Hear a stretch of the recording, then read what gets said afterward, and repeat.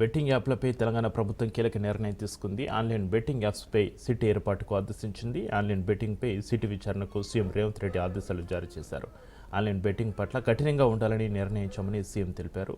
Online బెట్టింగ్ను నిషేధిస్తూ గత ప్రభుత్వం చట్టం చేసింది, కానీ అమలు జరగడం లేదన్నారు. దర్యాప్తు కోసం స్పెషల్ ఇన్వెస్టిగేషన్ టీంను వేస్తున్నామన్నారు సీఎం రేవంత్ రెడ్డి.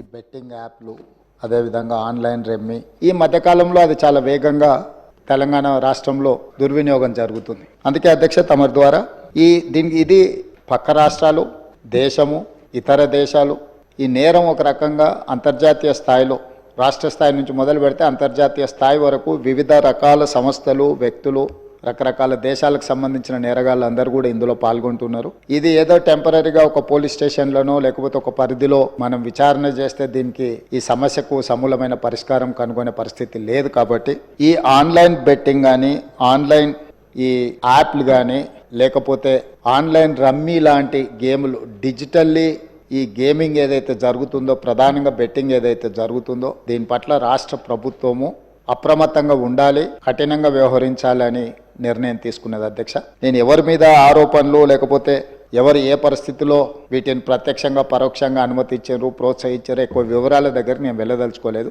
రాష్ట్ర ప్రభుత్వం స్పష్టంగా బెట్టింగ్ యాప్లు కానీ, ఆన్లైన్ బెట్టింగ్ కానీ, ఆన్లైన్ రమ్మీ గేమ్ల పట్ల అప్రమత్తంగా ఉండడమే కాదు కఠినంగా వ్యవహరించాలని ఈరోజు రాష్ట్ర ప్రభుత్వం నిర్ణయం తీసుకున్నది.